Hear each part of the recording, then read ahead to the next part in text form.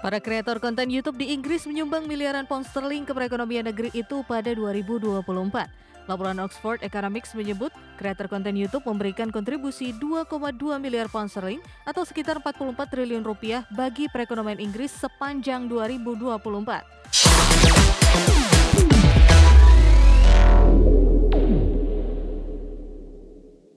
Pemirsa, para kreator konten YouTube di Inggris menyumbang miliaran pound sterling ke perekonomian negeri Inggris pada 2024. Menurut laporan Oxford Economics, mereka juga menciptakan puluhan ribu lapangan kerja. Para kreator konten YouTube di Inggris menyumbang miliaran pound sterling ke perekonomian negeri itu pada 2024.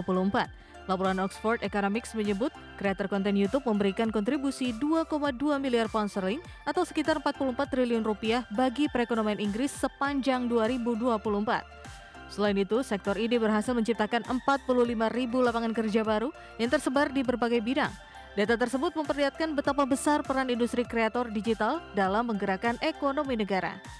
Temuan itu disampaikan bertepatan dengan peluncuran kelompok parlemen lintas partai yang mewakili para kreator dan influencer Inggris. Meski kelompok ini tidak memiliki kewenangan resmi, keberadaannya dinilai penting sebagai jembatan komunikasi langsung dengan pembuat kebijakan. Dengan lebih dari 500 anggota, forum ini dianggap mampu memberikan wawasan industri secara menyeluruh. Adapun bagi para kreator, langkah ini menjadi bentuk pengakuan atas profesi mereka yang kerap dipandang sebelah mata. YouTuber kebugaran Lily Sabri yang memiliki hampir 6,5 juta pengikut menyebut penelitian ini membuktikan bahwa konten digital bisa menjadi karir yang berkelanjutan. Ia bahkan menekankan tanpa YouTube, ia tidak akan mampu membangun bisnis hingga mempekerjakan banyak orang seperti yang dilakukannya saat ini. Berbagai sumber IDX Channel. Masih bersama kami di Prime Market Highlights, pemirsa, kita ke informasi mancanegara. Presiden Amerika Serikat Donald Trump menuding ada upaya sabotase saat dirinya menghadiri sidang umum PBB di New York. Ya, klaim itu mencuat usai 3 insiden janggal menimpanya secara beruntun saat tiba di markas besar PBB bersama ibu negara Melania. Presiden Amerika Serikat Donald Trump menuding ada upaya sabotase saat dirinya menghadiri sidang umum PBB di New York. Trump menyebut eskalator yang ia tumpangi tiba-tiba berhenti, teleprompter padam di awal pidatonya, serta sistem suara bermasalah sehingga sebagian hadirin tidak mendengarnya. Lewat akun Truth Social, ia menyatakan ketiga insiden itu sebagai bentuk sabotase dan mendesak agar rekaman CCTV disimpan sebagai bukti. Trump juga menegaskan Secret Service sudah turun tangan melakukan penyelidikan atas peristiwa tersebut. Pihak PBB menepis tudingan tersebut dengan memberikan klarifikasi resmi. Juru bicara Stephanie Dujarric menjelaskan bahwa eskalator berhenti karena sistem pengamanan otomatis terpicu akibat kameramen pribadi Trump berjalan mundur terlalu dekat dengan mekanisme eskalator. Ia menambahkan, teleprompter sepenuhnya dioperasikan Gedung Putih. Sementara sistem suara memang berbasis penerjemahan simultan melalui earpiece, bukan pengeras suara umum. Adapun sejumlah pengamat menilai tudingan Trump lebih kental nuansa politik ketimbang fakta teknis. Mereka menilai narasi triple sabotage dipakai untuk memperkuat citra Trump sebagai korban sistem global yang dianggap tidak bersahabat dengan Amerika Serikat. Sementara itu, PBB menegaskan tidak menemukan indikasi sabotase dan hingga kini Secret Service belum mengeluarkan hasil investigasi resmi. Berbagai sumber IDX Channel. Pemirsa, 4 dari 5 negara anggota tetap Dewan Keamanan Perserikatan Bangsa-Bangsa telah menyatakan pengakuan negara Palestina. Yang terbaru, Inggris dan Prancis telah mengakui negara Palestina pada pekan ini. Sementara Rusia dan China telah lebih dulu mengakui dan mendukung kedaulatan Palestina. Presiden Prancis Emmanuel Macron menyatakan pengakuan kedaulatan Palestina dalam sidang Majelis Umum PBB pada hari Selasa lalu. Sementara Perdana Menteri Inggris Keir Starmer juga menyatakan pengakuan Inggris terhadap kedaulatan Palestina pada pekan lalu. Dengan demikian, hanya ada satu anggota tetap Dewan Keamanan PBB yang belum mengakui Palestina, yaitu Amerika Serikat. Adapun selama ini Amerika Serikat diketahui merupakan sekutu terdekat bagi Israel, dan Presiden Amerika Serikat Donald Trump kerap membela tindakan Perdana Menteri Israel Benjamin Netanyahu. Amerika Serikat juga kerap memveto draft resolusi terkait perdamaian di Palestina jika dianggap merugikan bagi Israel.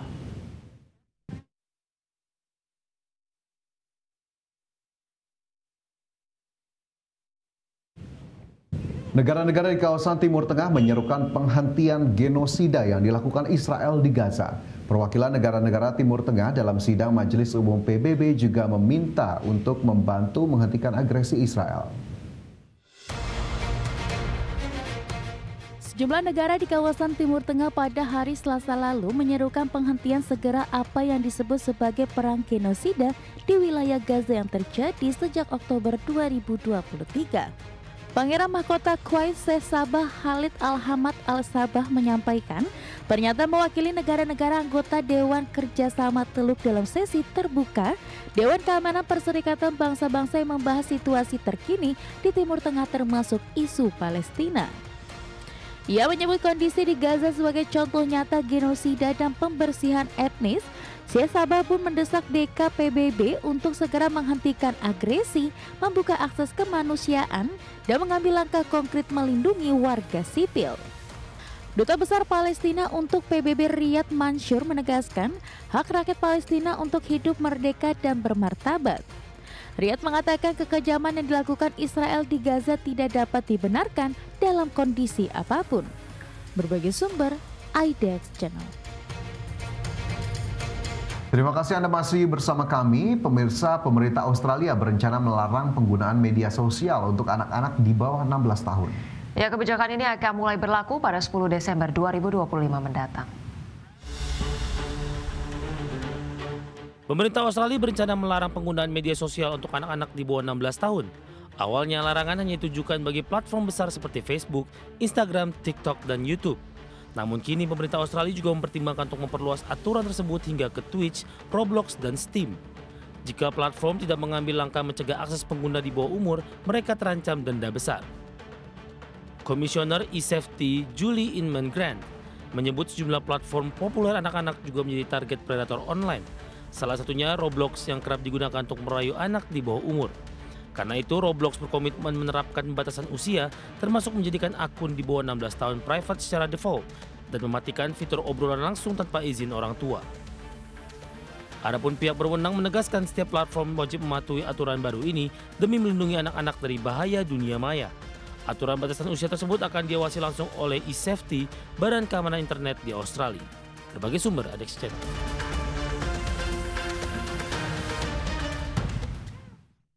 Pemirsa, penerbit 2K dan pengembang Gearbox Software resmi mengumumkan penundaan peluncuran game Borderlands 4 untuk Nintendo Switch 2. Penundaan ini diambil untuk memberikan waktu tambahan dalam penyempurnaan game agar memberikan pengalaman terbaik bagi pemain. Penerbit 2K dan pengembang Gearbox Software mengumumkan penundaan peluncuran game terbarunya Borderlands 4 untuk konsol Nintendo Switch 2. Keputusan ini disebut sebagai langkah yang sulit namun diperlukan demi mutu produk. Pihak pengembang menegaskan komitmen untuk memberikan pengalaman terbaik bagi pemain. Mereka menyebut proses pengembangan dan penyempurnaan tambahan masih diperlukan sebelum game ini dirilis ke pasar. Hingga kini belum ada tanggal pasti peluncuran Borderlands 4, namun pihak studio mengungkapkan bahwa penyesuaian ini juga untuk mendukung fitur penyimpanan silang yang sedang mereka kerjakan.